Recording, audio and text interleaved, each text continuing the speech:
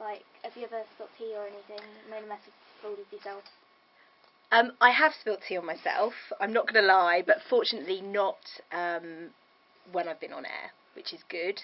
I have done it just before I've gone on air, but fortunately the bit of my dress that I spilled it on was under the desk. So I have made a mess in that sense. And once I sat on I'd moved a pen off the desk, and it didn't have its lid on, and it was on my seat, and I sat on it and stood up, and then I had a big line of ink down the side of my thigh. So yes, I have made a mess before, but fortunately not anywhere where anyone could see. Have you faced any challenges when you've been doing your job? I face lots of challenges every single day because we have different stories that we have to deal with, and different things that we have to consider. So, what pictures can we show? What's the best language to use in our script? So every day there's a different challenge. Interviewing people live on air, that's always a challenge. I interviewed someone a few weeks ago who clearly didn't want to answer the question that I'd asked him, so pretended that he couldn't hear. So I then had to ask it again, and he, kept kind of looking like he couldn't hear what I was saying, and then I asked him a third time, and it turned out that he could actually hear, and the third time he had to answer it. So that was a bit of a challenge. I think my heart was racing very fast because I didn't really know whether I should ask it a third time. So every day there is a different challenge, and that's part of the enjoyment really of the job, that you're faced with something very different every single day that you come into work. What would be your tips for getting into journalism? I think the tips to get into journalism are that you need to be determined. I think you need to really, really want to do it, because it can take a long time knocking on doors and asking people if you can get experience. I'd say experience is key. Even if it's just giving up a few hours a week to go and sit in with somebody that's doing the job that you want to do, and knocking on doors and asking if they've got any work experience that you can have. So I think that's key, but determination and motivation and perseverance are also really important, because it took me a long time, a number of years, to get the job that I wanted, but it paid off in the end, all the kind of waiting and doing other jobs alongside trying to get to do what I'm doing, and it did pay off. But I'd say that you just need to know what you want, and you need to go for it, and anyone can do it. I think you've just got to have the courage really to put yourself out there. What made you think of it coming into journalism? So what influenced you when you were younger?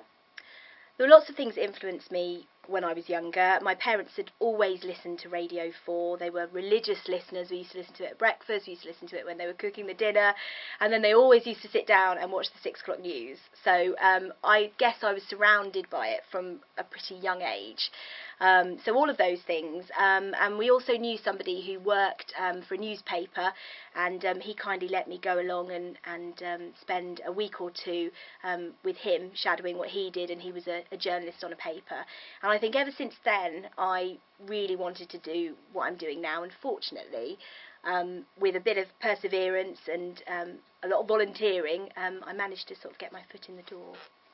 Did you do any work experience before you did your job? I did a lot of work experience.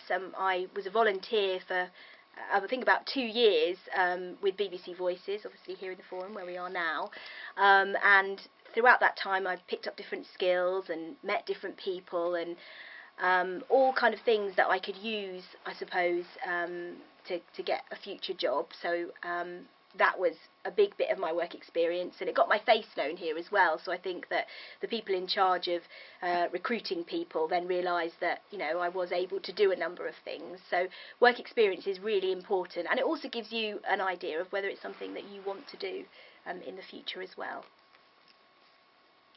Anyone else? What skills have you learnt from doing this job? Oh, I've learnt so many skills. I probably can't list them all, but I'd say working as part of a team is a big skill that I've learnt. Obviously we each do individual jobs, but you can't do your job without somebody else doing their job. So team working, script writing. I think I've learnt how to write a script for television, which is something that I didn't know how to do before I started here. Learning to manage my time properly. We have very tight deadlines that we have to work to, as you've seen on your tour of the BBC today, so working to tight deadlines. And I guess the other skills are just, being able to be yourself and present yourself in the best way that you can, both on and off screen. And that way, I guess you can progress then within your career. What sort of time do you get up in the morning to work at night? So what sort of time do your day run? Oh, well, I get up at 4:45 in the morning. I get into work for 5, and then I work right through till about kind of 10 o'clock in the morning, and then I have a bit of a break, which I definitely need after being up at that time of the morning, a coffee and a biscuit. And then I work through until kind of 2 in the afternoon, and I help the producers with our lunchtime news. So sometimes I have to do a report for them, or I might have to write some scripts for them, or cut some pictures for them. And then sometimes I present lunchtime as well, so I'm checking the scripts that have been written for me, I'm preparing for any interviews. So yes, I generally start 5 in the morning and I finish just after sort of 2 o'clock in the afternoon. So a very long day, but lots of different elements make up that day, so the time goes quite quickly. How long did your qualification at university last? My degree took 3 years to complete, so I did my A-levels, and then I started in the September. And yeah, so it took 3 years, which is kind of a standard time to do a degree in. I really enjoyed doing my degree. I learnt not only lots about the subjects I was studying, but also about myself. Obviously away from home for the first time. I've made lots of different friends that I may not have made if I hadn't gone to university, and I learnt to cook, and I learnt to do my washing, and I learnt to manage my money as well. So there were lots of things that I learnt during the 3 years. So yeah, it was 3 years of learning about life as well as studying. Well, I haven't been up since 4 o'clock, so I'm looking a bit fresher than normal. But I'm doing the late news tonight, so I start at 1 today in the afternoon, and there's a small team that works on the late news, so I have a reporter that works with me as well, so I'm doing that today.